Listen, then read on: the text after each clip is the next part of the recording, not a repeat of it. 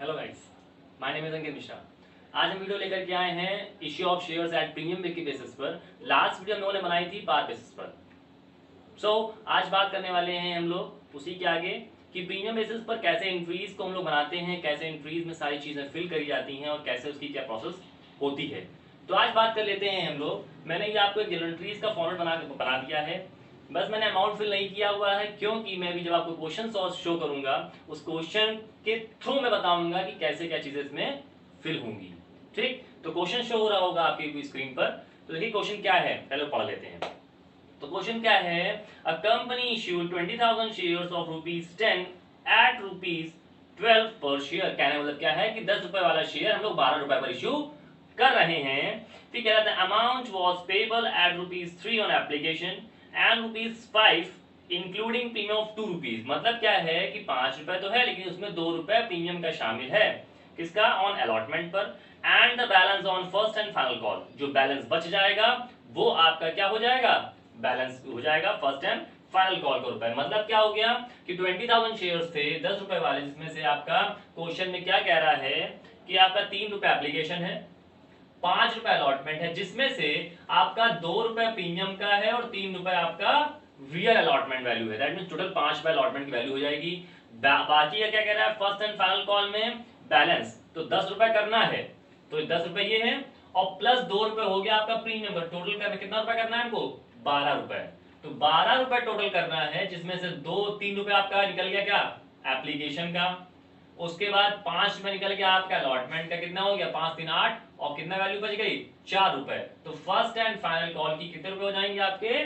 4 रुपए। तो इस तरीके से आप मालूम करोगे कि बैलेंस कैसे होता है। ठीक है, अभी मैंने आपको जो लास्ट वीडियो बताई थी issue of shares at par basis पर, उसमें इक्विटी शेयर्स के बेसिस बताया था मैंने कि इक्विटी शेयर्स बेसिस पे। यहाँ पर इस क्वेश्चन में कोई शेयर्स का नाम नहीं दिया गया है, इसलिए मैंने यहाँ पर आपको कोई भी शेयर का नाम लिख करके नहीं शो किया हुआ है। ठीक, अब लोग क्वेश्चन सॉल्व करते हैं, सॉल्यूशन करते हैं कि कैसे क्वेश्चन के बेसिस पर सारी चीजें होती हैं। तो यहाँ पर दिखा रहा है हम लोगों से कि कितने को जो शेयर्स दिए गए हैं वो कितने शेयर्स हैं? 20,000 शेयर्स हैं हम लोगों के, और हम लोगों की जो एप्लीकेशन की मनी है वो कितने रुपए की है? 3 रुपए के अकॉर्डिंग। तो जैसे मैंने आपसे बताया था कि कैपिटल निकालने के लिए शेयर्स का मल्टीप्लाई कर देते हैं इंस्टॉलमेंट के अमाउंट से। तो 20,000 शेयर्स हैं 3 रुपए के अकॉर्डिंग, तो टोटल कितने रुपए हो जाएंगे हमारे? 60,000। तो 60,000 हमारे इसके हो गए। अब हमने क्या क्या पहले रिसीव तो कर लिया, फिर को ट्रांसफर करना है, तो 60,000 हम लोग क्या कर देंगे? ट्रांसफर कर देंगे। अब पहले तो रिसीव करके ट्रांसफर, अरे अलॉटमेंट में हम लोग आएंगे तो अब क्या पहले ड्यू की बनेगी ना कि भैया पैसे का टाइम आ गया आपका। तो अब देख लेते हैं कि सेकंड इंस्टॉलमेंट कितना रुपए का है? 5 रुपए। आप याद रखना प्रीमियम अलॉटमेंट की एंट्री में प्रीमियम और डिस्काउंट दोनों का काम अलॉटमेंट की ड्यू वाली एंट्री में होता है, क्योंकि हमें पहले बताना पड़ता है कि भैया आपको कितना अमाउंट देना है। अब कितना देना है उसमें क्या क्या शामिल है, या पहले बताओगे ना उनको कि भैया आपको हमको 100 रुपए देने हैं, जिसमें से 2 रुपए आपका प्रॉफिट का हो गया या आपका 8 रुपए एक्चुअल कॉस्ट हो गई, तो सब पहले बताना पड़ता है। ठीक है, वैसे ही जब डिस्काउंट की लोग बात करेंगे तो बताना पड़ेगा कि भैया 10 रुपए ये था, 2 रुपए में डिस्काउंट में काट दिए, 8 रुपए आप पेमेंट कर रहे हैं। तो ये सारी चीजें आपको ड्यू वाली एंट्री में बतानी पड़ती हैं कि आपको कितना पेमेंट करना है। उसके बाद अगर प्रॉफिट हो रहा होगा तो बढ़ा करके ले लोगे, और अगर डिस्काउंट देना है तो घटा करके ले लोगे। इतनी चीज क्लियर हो गई? तो याद रखना प्रीमियम और डिस्काउंट का काम, दोनों का काम अलॉटमेंट की ड्यू की एंट्री में होता है। ठीक, अब यहाँ बात ये होनी है कि प्रीमियम डेबिट में आता है या क्रेडिट में आता है, डिस्काउंट डेबिट में आता है या क्रेडिट में आता है। तो आप जाहिर सी बात है, आप जनरल एंट्रीज के अकाउंट्स के रूल जानते हो कि पता है आपको कि नॉमिनल अकाउंट में जो प्रॉफिट होता है वो किस में रहता है? क्रेडिट में। और जो लॉस होता है या एक्सपेंसेस होते हैं वो डेबिट में रहते हैं, क्योंकि एज अ कंपनी डिस्काउंट आपके लिए एक्सपेंसेस है और प्रीमियम आपका प्रॉफिट है।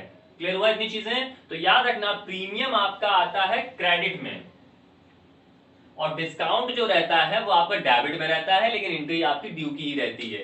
तो अलॉटमेंट की एंट्री में प्रीमियम और डिस्काउंट आता है, बट इन कंडीशनली अगर क्वेश्चन में आपको अलग से दिया गया है कि प्रीमियम आपको फर्स्ट कॉल सेकंड कॉल सभी में देना है तो कंडीशंस अलग होती हैं। नहीं तो अगर कुछ भी इंफॉर्मेशन नहीं दी गई है तो केवल अलॉटमेंट की एंट्री में ही आएगा। और एक चीज और याद रखना कि जैसे क्वेश्चन में शो हो रहा है कि प्रीमियम आपका इंक्लूड है अलॉटमेंट में, अगर नहीं भी कहा गया होगा और ऊपर ये कहा गया कि 10 वाली चीज 12 में इशू कर रहे हैं, तो याद रखना कि 2 रुपए जो आपका है वो अलॉटमेंट में जुड़ा हुआ है, चाहे वो कहा गया हो और चाहे वो ना कहा गया हो। ऐसे ही सेम कंडीशन आपके डिस्काउंट के साथ भी काम करती है। ठीक, तो अब आगे देख लेते हैं। तो अलॉटमेंट में क्या था, टोटल 5 रुपए थे, तो टोटल 5 रुपए आपका अलॉटमेंट का हो गया। सिक्योरिटी प्रीमियम आपकी कितने की हो गई, 2 रुपए की, जैसा क्वेश्चन में कहा गया है, और जो कैपिटल होगी वो आपकी हो जाएगी 3 रुपए की। इतनी चीज क्लियर हो गई। अब इसी का मल्टीप्लाई हम लोग कर देते हैं 20,000 के अकॉर्डिंग, तो 20,000 मल्टीप्लाइड बाय 5 आपका हो जाएगा 1 लाख रुपीज। शेयर कैपिटल आपका हो जाएगा 60,000 रुपीज और प्रीमियम आपका हो जाएगा 40,000 रुपीज। तो कहने मतलब क्या है कि टोटल अमाउंट आपको कितना लेना है, 1 लाख रुपीज का। 1 लाख रुपीज लेने की आप बता दिया, आप टोटल अमाउंट रिसीव कर लो 1 लाख रुपीज का। उसके बाद अब जाते हैं नेक्स्ट इंस्टॉलमेंट में। तो फर्स्ट एंड फाइनल कॉल आपकी बैलेंस कितनी बच गई, 4 रुपए की। टोटल में 12 रुपए करना था, तो 5 और 3 8 रुपए तो ये हो गया, 12 करना है तो बचे 4 रुपए। तो 4 रुपए आपके फर्स्ट एंड फाइनल कॉल के हो जाएंगे। 20,000 शेयर्स हैं, कितने रुपए के अकॉर्डिंग, 4 रुपए के अकॉर्डिंग। तो 4 रुपए के अकॉर्डिंग आपको कितना हो जाएगा, 80,000 रुपीज। जितना आपको लेना है और उतना ही आप उनसे रिसीव कर लोगे। क्लियर हो गई। अब सभी को टोटल कर दो। तो टोटल कैसे करना है देख लो, तो यहां देख लो 60,000 60,000 1,20,000। ठीक, 1,20,000 की इसकी एंट्री हो जाएगी। 1 लाख कितना हो गया, 2 लाख, और 80 और 80 160।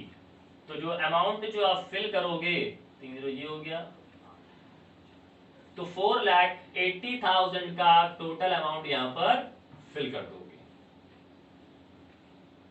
इतनी चीज क्लियर हो गई। तो ये पूरा पोर्शन था आपका प्रीमियम के बेसिस पर।